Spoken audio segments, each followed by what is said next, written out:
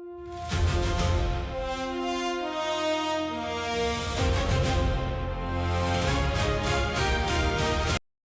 wake before the sun rises. The room is dark and cold.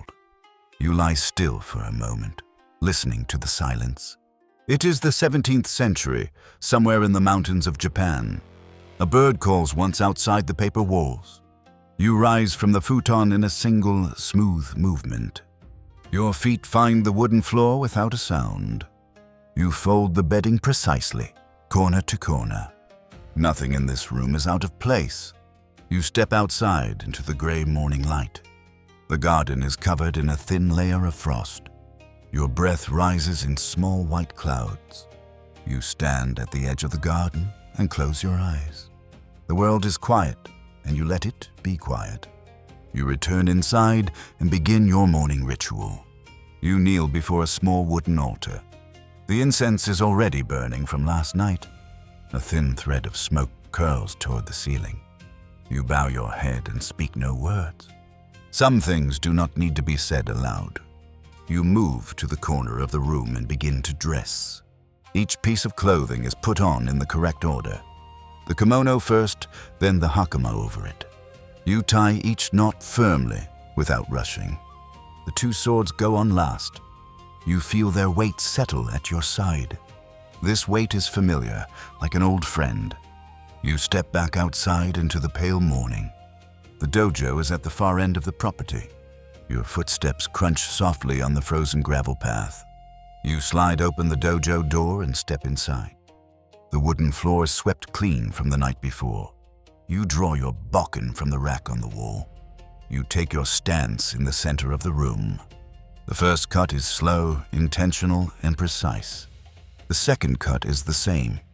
You do not hurry, because hurry is a kind of weakness. An hour passes and you do not notice.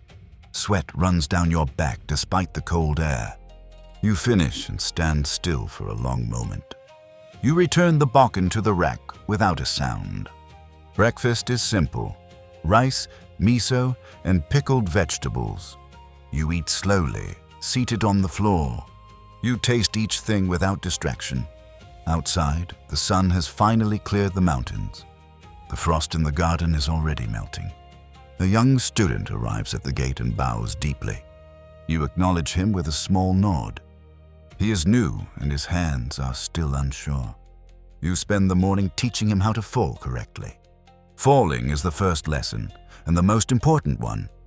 He falls badly, and you show him again, without frustration. He falls again, and this time something is different. You say nothing, but he sees it in your expression. By midday, the sun is warm on the training ground. You dismiss the student and eat a small meal alone. The cook leaves a tray outside the dojo door. You eat without speaking and watch a hawk circle overhead. The afternoon brings a long walk through the cedar forest. The trees are tall and the light filters down in long columns. Your hand rests near your sword, out of habit. You are not expecting danger, but you are never unprepared. A deer steps onto the path ahead and watches you. You stop and watch it back. Neither of you moves for a long moment. Then it turns and disappears into the dark trees. You continue walking, and the forest closes back around you. You think about a decision you must make soon. You do not rush toward an answer. The forest helps you think without thinking. You reach a small stone bridge over a narrow river. You stand there and watch the water move below. The river does not fight the rocks in its path. You remember your teacher saying that once, long ago. By late afternoon, you return to the estate. A messenger is waiting at the gate with a sealed letter. You read it once, then fold it carefully and say nothing. A lord in the neighboring province has made a request. It is not a request you can easily refuse. You sit with this thought as the sun begins to fall. The evening meal is eaten with two other samurai of the house. You speak little, but the silence is not uncomfortable. The food is warm and the sak is poured carefully. One of the men tells a dry joke about a bad horse. You allow yourself a small, quiet laugh. After the meal, you return to your room. You sit at a low writing table and pick up a brush. You write a short poem in the margin of an old scroll. It is not a good poem and you do not care. You set the brush down and listen to the night.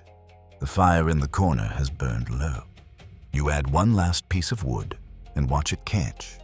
The flame is small, but it fills the room with warmth. You think again about the letter and the decision. By morning, you will know what to answer. You remove your swords and set them beside the futon. You lie down and pull the covers over you.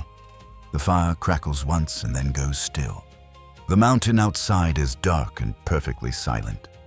You close your eyes, and the day is complete.